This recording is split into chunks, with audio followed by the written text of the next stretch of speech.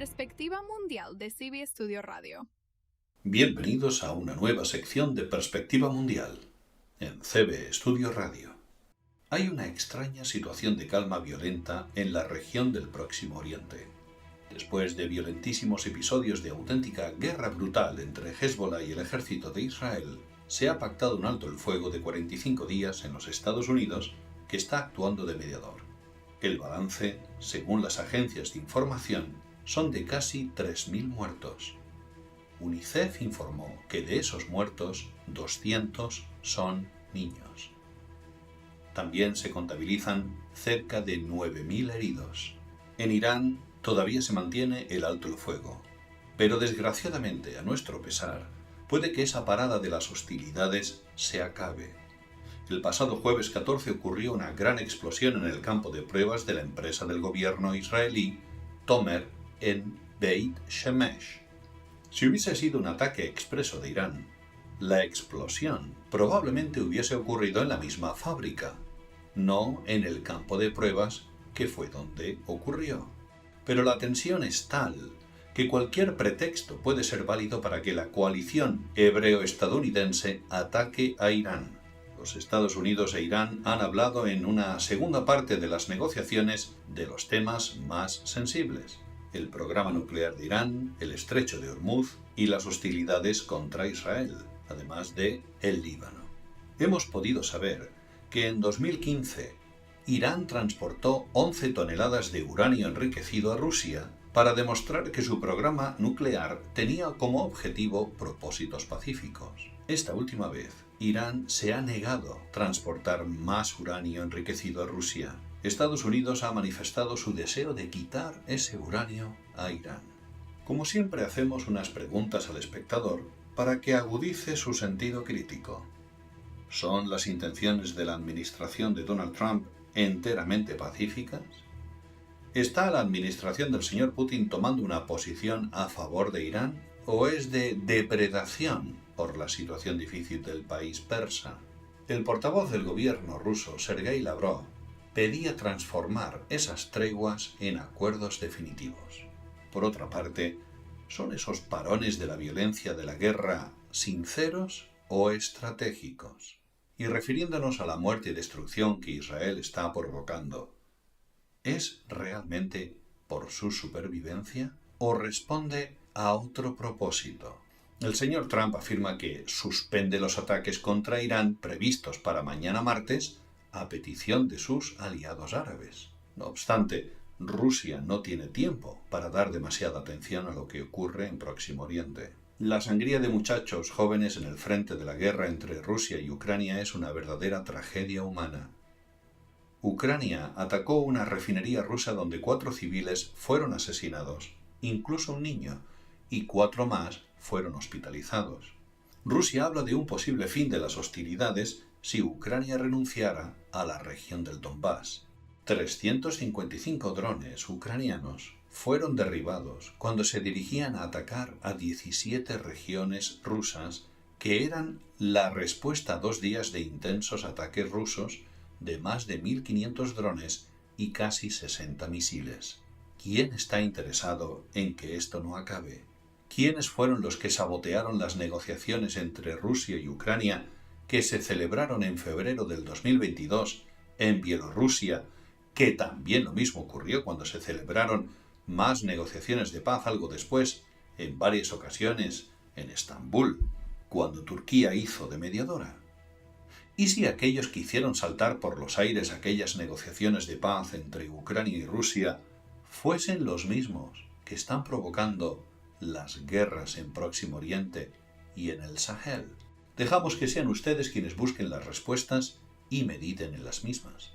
Que dejen a un lado sus sesgos y simpatías y analicen de forma sobria y objetiva lo que está pasando en el mundo. Y ahora, Sección América en CB Studio Radio. En el bloque americano, analizamos las noticias que nos han resultado más relevantes en el continente. Por ejemplo, tanto Colombia como Perú afrontan elecciones presidenciales. La hija de Alberto Fujimori, Keiko Fujimori, es la candidata del ala conservadora. Su padre fue condenado por delitos gravísimos el 2009 por las matanzas de Barrios Altos y La Cantuta, por el grupo paramilitar a sus órdenes llamado Colina, y por los secuestros del periodista Gustavo Gorriti y el empresario Samuel Taher, tras un autogolpe de Estado que el mismo Fujimori dio en 1992. En Perú, el candidato de la izquierda pide una nueva constitución, mientras que en Colombia, un audio proveniente del seno de las guerrillas de las FARC está sacudiendo el panorama político y social del país. En Venezuela, el presidente del Banco Central, Luis Pérez, afirma que es necesaria la reestructuración de la deuda para sacar al país de las sombras. Palabras textuales.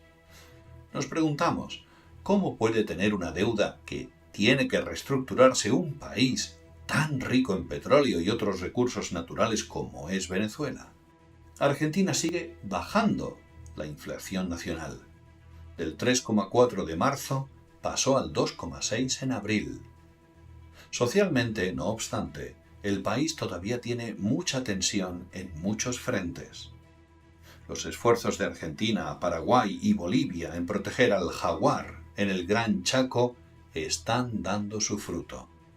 Este animal es un elemento importante en la biodiversidad de esos bosques para mantener el equilibrio saludable al depredar especies que de otra manera se hubieran convertido o se convertirían en una plaga. Más noticias interesantes que nos vienen de Hispanoamérica. En Perú, Guatemala y Colombia se están capacitando a mujeres parteras para que puedan asistir en los partos con éxito a las mujeres que den a luz en lugares remotos de esos países. Aplaudimos esa iniciativa. Entre Colombia y Ecuador continúa una guerra comercial que no tiene ningún sentido y que no beneficia a nadie. Ecuador aplicó un 100% de impuestos a los productos colombianos y 4 días después los redujo a un 25%, después de un cruce de acusaciones entre los presidentes sobre el narcotráfico y la minería ilegal de cada país. Ambos países comparten una frontera de casi 600 kilómetros. Colombia, al incremento de aranceles, respondió con el corte de productos ecuatorianos en su frontera y la interconexión eléctrica. Las acusaciones continúan. El señor Petro, presidente de Colombia, afirmó este pasado domingo que las armas que entran en Colombia vienen de Ecuador. ¿Quién está interesado en que estos dos países no se entiendan? ¿Quién se beneficia de esto? Desde luego que la población no. ¿Se trata de una cortina de humo de algo más grande, internacional, o es la impotencia de ambas administraciones de atajar algo que se les escapa de control? Seguiremos el caso de cerca. Seguidamente, sección Europa. En Europa, empezando por España, observamos que las noticias que nos vienen del país están muy cargadas de política. Y como pueden observar, la postura de CB Studio Radio es de una estricta neutralidad. Y para que se informen ustedes de política, ya tienen los medios mayoritarios. En nuestro caso, queremos informarle de lo que no se dice y que tal vez le resulte interesante saber. El Ministerio de Cultura está impulsando ayudas para proteger el patrimonio inmaterial español que estaría en peligro de desaparecer, como por ejemplo la transhumancia, la piedra seca, los saberes rurales, etc. En Brieva de Cameros, en La Rioja, se está revitalizando la tradición histórica de la transhumancia, el paisaje, la historia, el mundo rural y la memoria de nuestros bisabuelos, de nuestros abuelos, que se mantenga viva. El mismo espíritu tiene Alcalá de Henares, con su iniciativa de Complutum Renacida, con más de 180.000 visitantes con el interés de experimentar el pasado romano e íbero de la zona. Y también lo tiene el festival Sumus Somnia en Aragón. En lo económico, The Factory Barcelona, un proyecto que impulsa tecnologías como la robótica, la impresión 3D y la industria y fabricación avanzada, ha sido declarada como una de las mejores zonas de innovación del mundo. Sería excelente que Barcelona se convirtiera en uno de los nodos tecnológicos e industriales más avanzados del planeta. Eso rompería con el cliché de turismo, playa, fútbol y hostelería. Y es que España sigue creciendo económicamente por encima de la mayor parte de Europa, debido a la creación de empleo, inversión, consumo interno y sectores de la construcción y la tecnología, a pesar de que tal vez el empleo que se esté creando no sea de excesiva calidad. La economía española, y esto es cierto, se está adaptando al difícil contexto mundial. En este sentido, Ford confirma la fabricación de un nuevo modelo Bronco en la fábrica de Almusafes, en Valencia, para el 2028. Y eso es una buena noticia. Pasando al resto de Europa, por otra parte, según una encuesta realizada por Common Sense Media, casi el 80% de los padres de Dinamarca, Holanda, Polonia y España piden leyes para controlar las empresas de inteligencia artificial en lo que respecta a la asistencia a los jóvenes estudiantes. Este mismo espíritu se ve también en Suecia. El Ministerio de Educación está haciendo que los niños vuelvan a usar libros físicos, que vuelvan a escribir a mano en lugar de un teclado y que haya menos dependencia de las pantallas a edades tempranas. El gobierno quiere garantizar que haya un mínimo de un libro asignado por cada alumno y por cada asignatura. Las bibliotecas están siendo impulsadas. Todo esto mejorará la comprensión lectora y cognitiva de los jóvenes suecos. ¿No es esa una buena iniciativa que todos los países deberían imitar? En Francia, un juez tiene algo muy delicado en manos: la investigación del asesinato del periodista Jamal Khashoggi, después que su tribunal decidiera que el caso era admisible de ser investigado. Es, sin duda, algo que clama justicia. Y nos vamos a fijar ahora en un momento en Polonia. ¿Por qué? Porque en Polonia se vive con sorpresa la decisión del presidente estadounidense Donald Trump de cancelar el despliegue de 4.000 soldados en tierras polacas. En 2024, la administración demócrata de Biden envió equipo y misiles para montar una base antimisiles en Polonia. Para que entendamos la importancia de Polonia en la OTAN, le explicamos que es el país que más ha incrementado su aportación desde el 2014, que en ese año era del 1,88% de su PIB al 4,12% en 2024, mucho más que Holanda, mucho más que Portugal, que Reino Unido, que Italia o España, y también mucho más que los Estados Unidos, que en 2024 dedicó el 3,38% de su PIB. Polonia tiene 3 sedes y cuarteles de la OTAN y una base de operaciones, con lo cual esta decisión es muy significativa y muy decepcionante para Polonia, que había y está apostando por la OTAN. ¿A qué estrategia responde esta decisión de Trump? Y ahora nos preguntamos, ¿está Europa viendo que su visión industrial y tecnológica está en Asia más que en Norteamérica? Escuchen esta noticia. Europa está en colaboración con China. ¿En qué? La Agencia Espacial Europea y la Xuntian Space Telescope, conocida como la Estación de Telescopio Espacial China, colaboran juntas para lanzar un telescopio para observar cómo las tormentas solares afectan al campo magnético terrestre, entre otras muchas aplicaciones de investigación del universo. El proyecto nos informa que el telescopio tendrá un rango de visión 300 veces mayor que el del famoso Hubble. El lanzamiento está programado para finales del 2026. Breve repaso a Próximo Oriente en CB Studio Radio. Nos gustaría empezar el bloque dedicado a la zona de Eurasia y también del Próximo Oriente con algo que nos ha resultado muy llamativo e interesante. La región de Chechenia mantiene un crecimiento y una estabilidad excelentes, debido a su buena relación con Rusia y las dinámicas que se articulan entre ambos territorios. Las mujeres allí son periodistas, secretarias, directoras de canales de televisión, con lo cual, al parecer, la mujer tiene una posición relativamente buena. No obstante, hay muchas cosas que mejorar. pues religiones cristianas como los Testigos de Jehová tienen sus derechos de culto muy limitados y perseguidos. Un día quizá dediquemos una editorial sobre esta región rusa y su relación no siempre amistosa con Moscú. Pakistán ha enviado tropas a Arabia Saudí, en concreto 8.000 soldados, varios jets de combate JF-17 y sistemas defensivos HQ-9, por motivo del pacto defensivo entre ambos países. ¿Es lo más adecuado en estos momentos? Pakistán está dirigido en su totalidad por el ejército y por su sistema de inteligencia, una élite que tiene un gran control territorial basado en fuerza militar. Las fronteras y la situación política de la zona tampoco deja muchas opciones a Pakistán. Dando un vistazo a la zona del estrecho de Hormuz, hemos visto que el superpetrolero iraquí Agios Fanourios ha podido seguir su ruta hacia Vietnam para poder descargar su carga. Un país que está creciendo como Vietnam espera con mucha necesidad ese crudo. En total, Irak ha exportado 93 millones de barriles de petróleo solo en abril.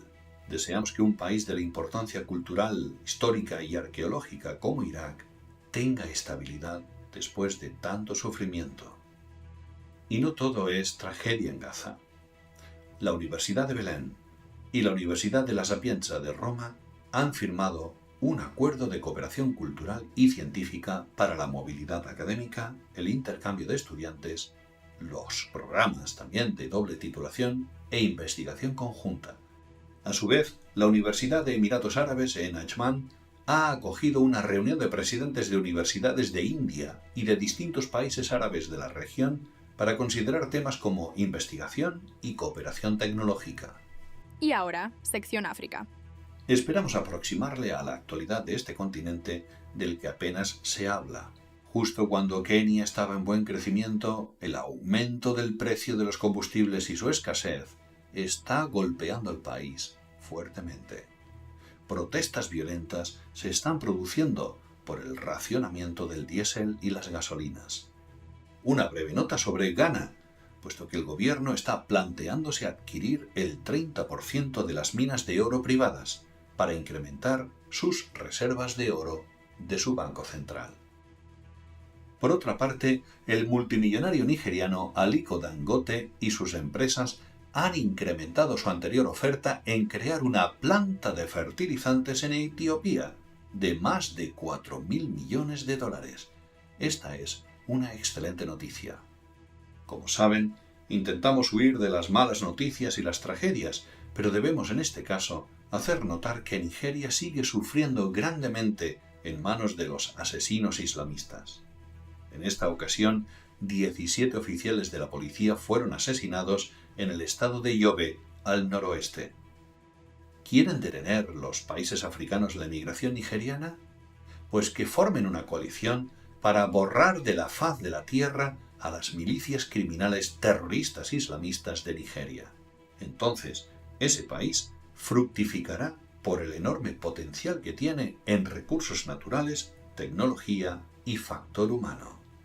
Por otra parte, una buena noticia que nos viene desde Sudáfrica.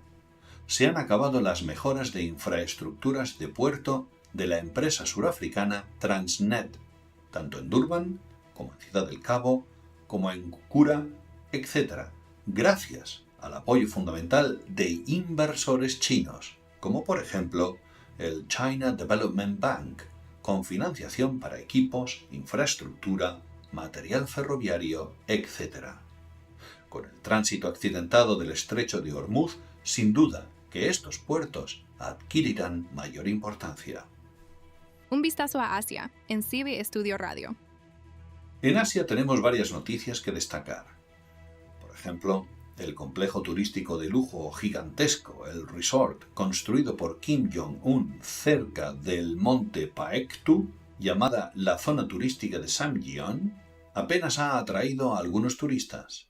El hermetismo del país resulta en poco persuasivo a los turistas extranjeros que ven su movilidad en el país extremadamente encorsetada y siempre vigilada.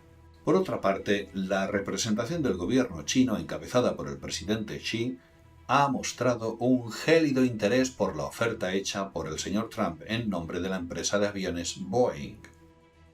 China sigue tendiendo puentes entre Rusia, España, Sudáfrica, Hispanoamérica y otros países, entre los cuales está Hungría. El presidente Xi ya visitó el país magiar el pasado 2024.